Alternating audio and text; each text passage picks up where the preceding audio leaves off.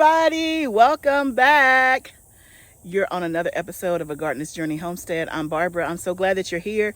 If you're new, thank you so much for stopping by my page. I promise to give you lots of great advice, at least the advice that I've been using as a new gardener, and to help you in your journey and have fun at the same time. And if you have been following me for a while, thank you so much. I appreciate every time that you come by, every time that you leave me a comment. So y'all, today it is beautiful, absolutely beautiful. If you saw the video I posted on yesterday, y'all know the rain and me had a fight, right? Oh, it wouldn't let me be great yesterday. But today, do you see my hair blowing? There's a breeze. It feels so good outside. It feels so good. It's like 79 degrees. Feels great. So today I'm outside and just back to the daily grind. But I wanted to bring you along with me. I'm going to plant some cauliflower. I want to tell you all about that. And I'm planting 2 new seeds that I have never, ever planted before and never even heard of. So it's going to be brand new. So I want to take you along with me. So let's go. So yesterday we left off with me doing my soil blocks. If you didn't see that video, make sure that you go back and take a look at how the rain was trying to just keep me from being great. But we started our soil blocks, and when I got off camera, I went ahead and started some seeds. But today I wanted to bring you along as I sowed 2 new seeds that I've never heard of before. And so these were given to me by my friend Shonda. This is tat soy. You can see it here, which is like, I think it's a type of spinach. Spinach, lettuce, maybe a mix in between the two, but it's tatsoi, T-A-T-S-O-I. I'll pop it up here on the screen. And then another one, I don't even know how to pronounce this. Shigemasai greens. Both of these are from Baker's Creek. So she gave me these to try. The reviews on this Shigemasai greens, I will pop it up on the screen so you can have the spelling. The reviews were really good on this, and they said it's a nice hearty green. I don't remember all the details, but I've never even heard of them, so I'm gonna try them. She gave me some seeds, and so that's a great thing to do if you are gardening, especially if you encounter people who want to garden, they're afraid of gardening, or they may not have enough money to buy enough seeds, or they want to try something new but they don't want to buy a whole pack. Get into the habit of sharing seeds with your friends, with your community. I'm thinking about doing a seed swap early next year, like right before spring. I'm thinking about doing a seed swap in my local area. If you've ever done one before, let me know. If you've been a part of one, let me know. I'm thinking about it. We'll see what happens. So I have more rows on the soil block that I can do. So let me get some labels, and we're going to get these seeds planted.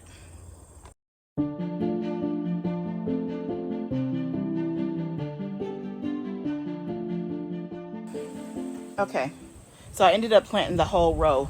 So I did the tatsoi, I did the shijimi greens, I did a row of the Lovewe spinach just because I wanted some more of that. I did a row of Bloomdale spinach, and then I did some cilantro again.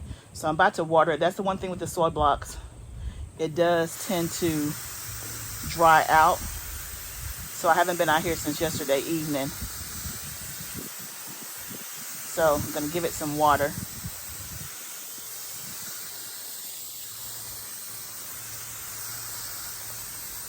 Make sure they stay hydrated. And then I'll water my seedlings here that look a little dry.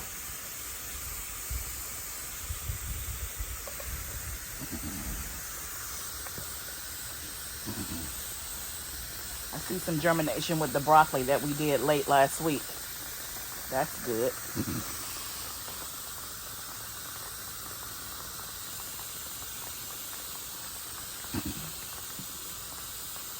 A lot of times when I'm doing the seedlings, I just have it on mist and not shower so that it's not too harsh.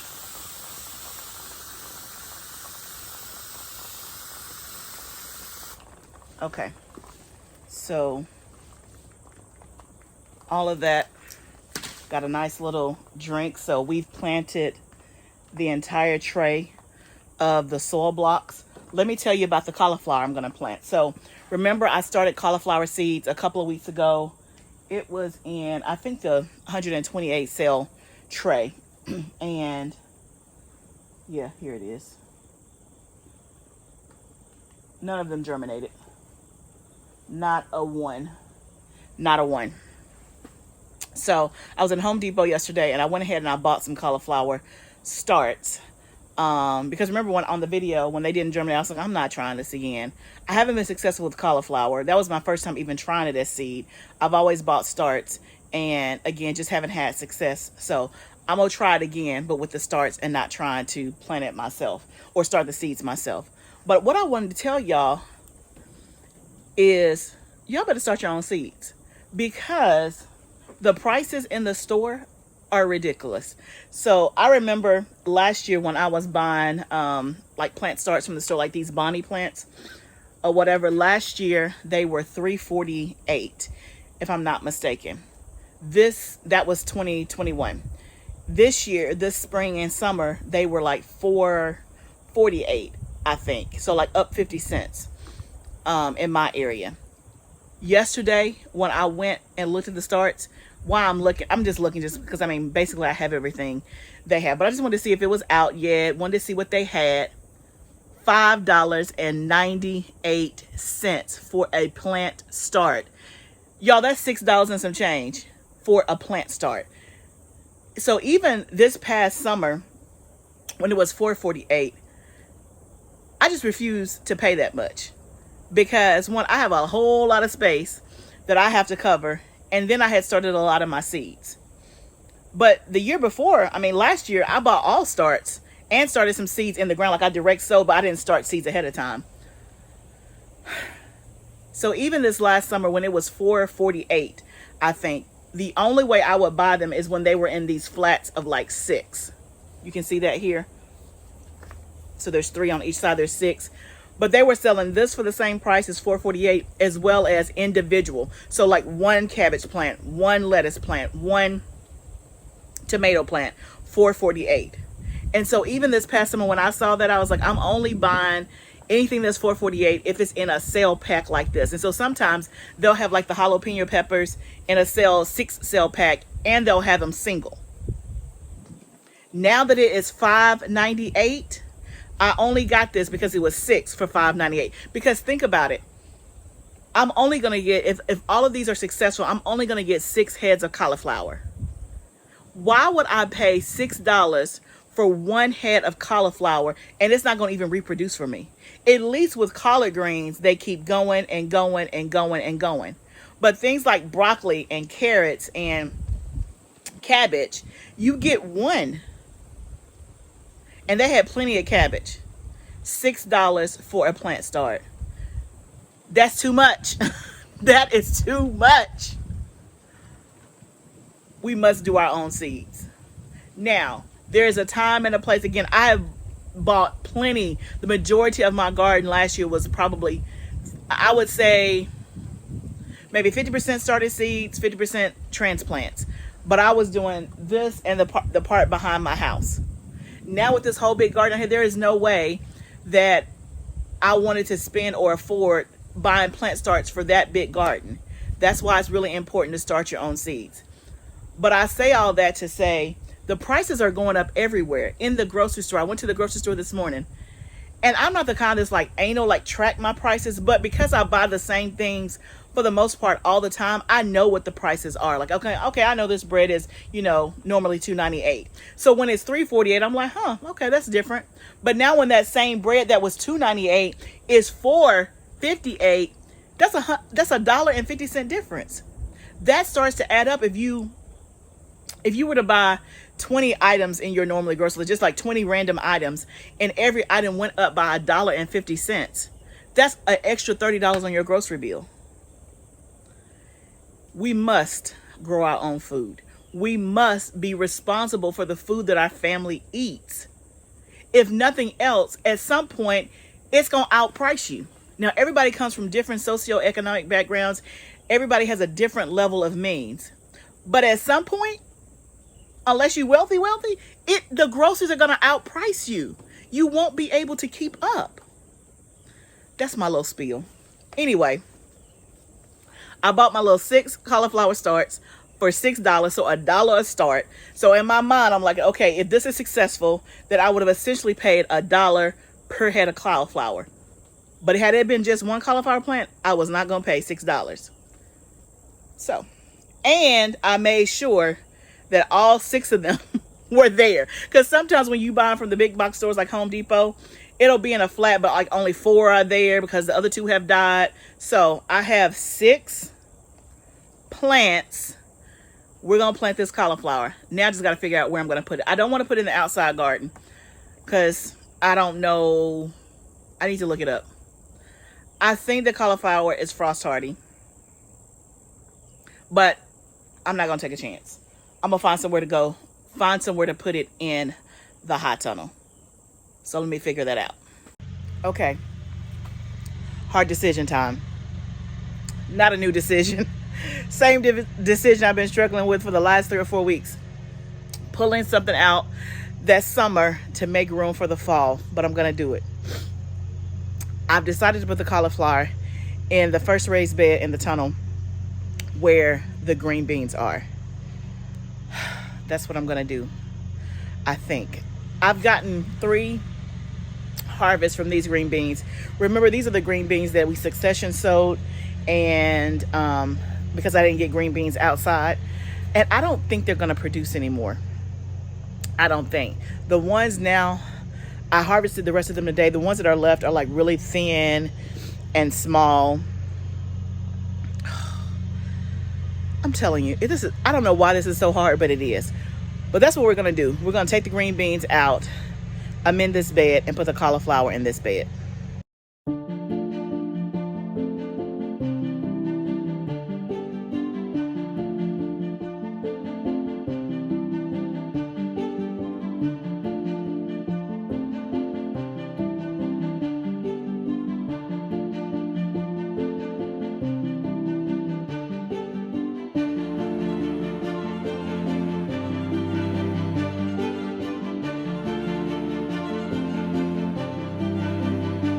Okay, friends, I ended up getting the whole bed planted.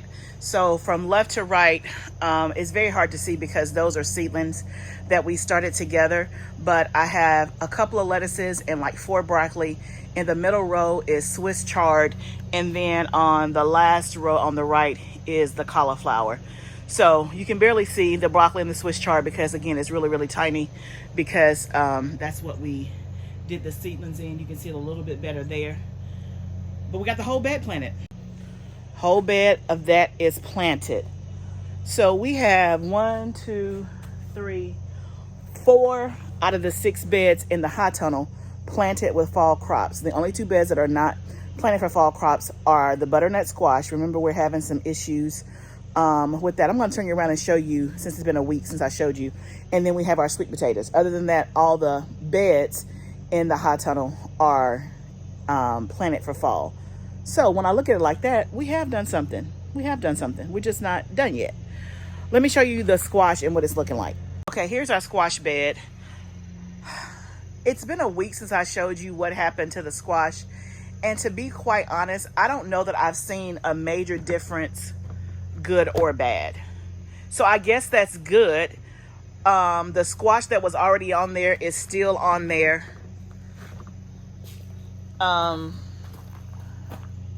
You can see where I took off a lot of the leaves, but it's like nothing has happened. Oh, there's been some animal in here because I see one of my squash eating. Like that one pretty much still looks the same. Now, I feel like I have some new flowers because but I didn't pay that. Ooh, that's sticky. I didn't pay that much attention before, but you can see a flower there. And like that looks new. I probably should have paid more attention before in greater detail. I think some of the flowers are new, which is so that means it's still kicking. It just looks really, really bad. But I'm going to let it go for another week or so and we'll reassess then and see what happens. I don't know.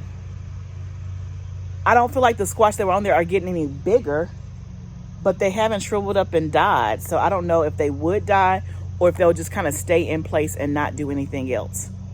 I'm not really sure. I'm going to keep it for another week and we'll just keep assessing and seeing what happens. In other news, I'm having some hornworm damage throughout my high tunnel on my tomatoes. I'm mixed. I'm kind of half over the tomatoes, but I'm still getting something, and it feels nice to say you're still getting something in September.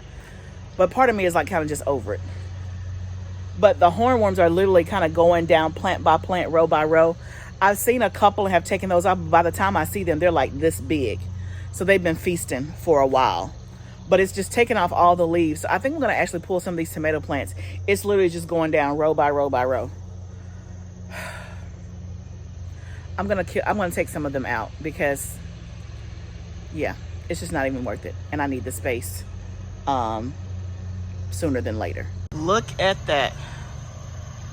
There is the culprit right there. So if you have not seen a hornworm, that is what they look like. And they start off small, but by the time they get this big, they've been feasting for a while. And you can see what the tomatoes look like. And like this one still has leaves. He's eating the fruit. But like this one here, you can see leaves gone. Leaves completely gone.